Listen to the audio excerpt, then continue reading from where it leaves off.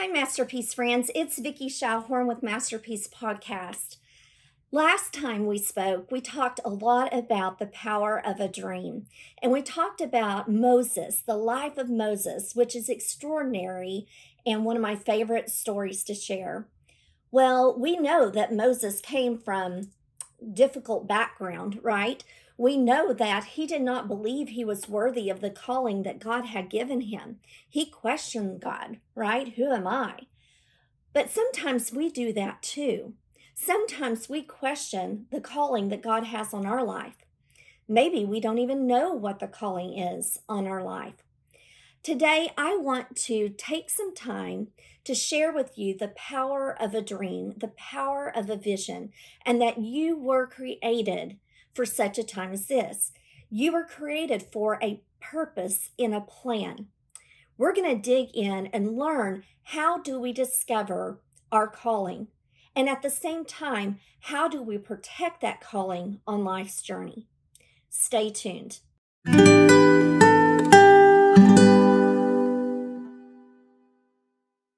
So let's talk about the power of a dream. So many people go through this life just to get by, right? They're just living day to day, never really thinking beyond what's happening in the here and the now. They don't recognize the power of a dream, nor do they realize that they truly were created and destined for a plan and a purpose, and that God has a reason for the breath in their lungs. So they simply go through life, taking it as it comes, living life haphazardly, living for immediate gratification and what makes them happy in the moment, instead of seeking God and the purpose and will that He has for their life. Well, today I want to ask you, do you have a calling on your life? You do. God tells us that He has a plan and a purpose for every single person. But you may not know or realize or even know where to begin to understand where that calling is or what that calling may be for you. So today, what we're going to do is we're going to delve in. We're going to talk about 5 ways that we can protect and set our dream, our vision that God has for us in motion, and how we can protect it along the way. As we reflect and we think about this great big world, there's so much about this world that is driven by scarcity, that's driven by fear. It's driven by small thinking or negative ways of thinking. And oftentimes that paralyzes people from ever becoming what God truly intended them to be living out that purpose for their life. But I want to dare you guys to be different, to set yourself apart and understand that you have purpose, you have significance, your life has meaning. And we're going to learn how to discover what that is for you. So today, rise up. Let's not waste another moment. Let's dare to be different. Let's dare to be abnormal in this world of normalcy. People that simply are discontent being content. People that are uncomfortable living in their comfort zone. Let's rise up, step out on faith, just like Moses had to do, and recognize we are who God says we are. We are worthy of a calling on our life. And let's learn how we can journey through life, protecting it with everything we have so we can see it to completion. So today, let's start with step number 1. The first thing you're going to want to do is to get on your knees. Pray to God. Ask Him to reveal to you what it is that He has for you, what vision He has for your life, the calling that He has on your life. That is not something God is going to withhold from you if you ask Him at the throne.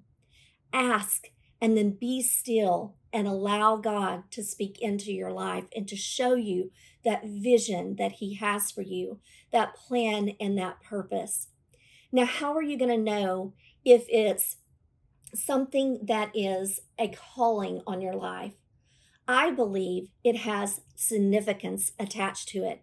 I believe it's going to be a vision that helps aid, support, promotes other people, other things, something beyond yourself, something that outlives you, something that's generational, that's going to help a mass amount of people.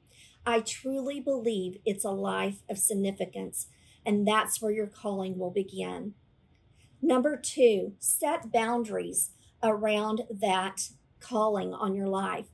Once you have that vision in place, I want you to protect it by setting those boundaries.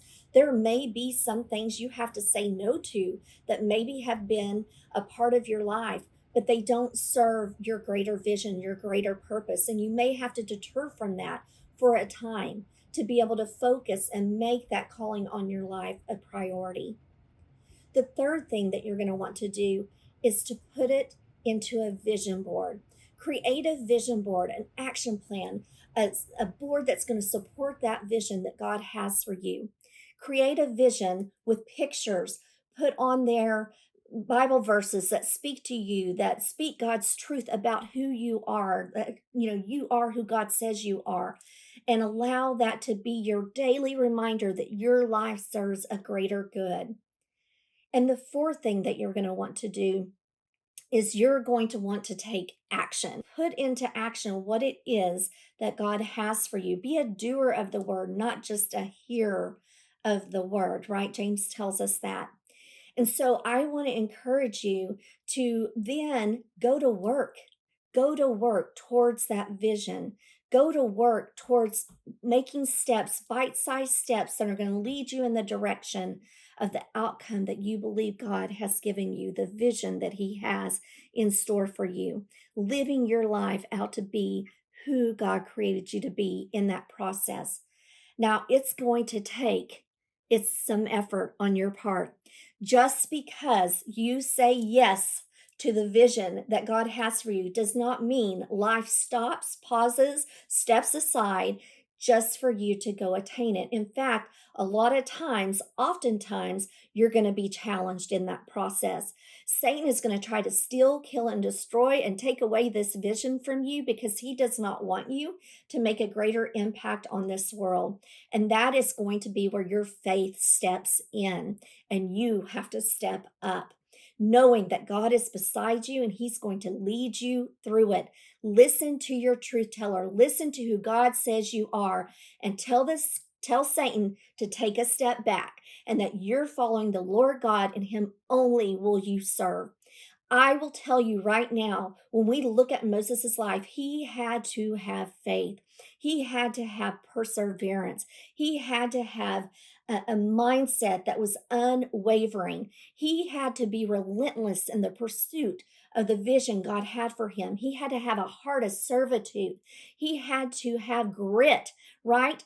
He had obstacles. He had opposition that he faced on that journey that was very difficult. And at times, he questioned himself, right? He questioned if he was on the right track. But God reassured him, I am with you. I am with you, and I will give you what you need when you need it. And God will do the same for each and every one of us. He is not going to call us to a position or call us to a purpose or a plan for our life without equipping us every step of the way. Trust in that, have faith, and rise up in that confidently. The fifth thing that you're going to want to do, and I truly believe is one of the most important things that you're going to have to do, is to protect that dream, that vision, that plan for your life like a fortress. You're going to have to take it seriously, make it a priority, and protect it with everything you have. Because once that vision is clear and you have clarity to what it is that God has for you, I am going to tell you the opposition will attack. You will have self doubt. You will have fear that rises up within you. And that is the time that you're going to hang on to your dream giver and not to your dream stealer. And you are going to walk in faith and you are going to speak life into your vision. Speak life into the dream that God has planted in your heart. Your words have power. Speak only truth. Believe only truth about who God says you are. You're going to also want to protect yourself from negativity. This world is full of negativity. Surround yourself with people that are driven by a mission for serving God and being a part of making an impact in this world for his kingdom. Allow yourself to be challenged by those people, to be encouraged by those people, and to be inspired by those people. And then I also want to tell you to protect yourself from the naysayers. There are going to be people along your journey that are not going to see your vision as clearly as God has made it to you. That vision is for you and you alone, and only you. And so, not everyone is going to understand the plan and purpose that you have for your life, and that's okay. You are the only one. It's between you and God. And if you know what you know has been given as a gift from God to you, then don't allow the naysayers to take away the vision that God has granted you. Protect your dream, protect it with everything you have. If it's worth having, it's worth protecting. And I want to encourage you to do that every step of the way, from the moment you lay your knees on the floor and you look your face up to the skies and you ask God to bring to light what it is that He has for you. I want you to trust. I want you to lean in. I want you to spend time with Him. Set yourself apart from others, from the noise of the world and the static that goes on all around you, that tries to confuse you and place fear or doubt in your mind.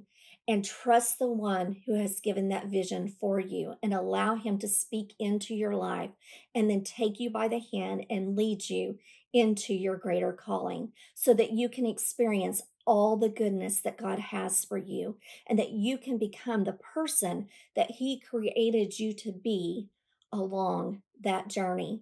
This life is not a dress rehearsal.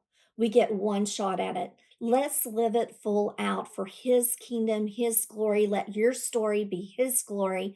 And let's do this for Him, for the greater good. Your life has meaning, your life has significance. Let's go find our calling and serve God in that capacity. I love you each, and I love getting to serve our risen Lord together. Have a great rest of your week.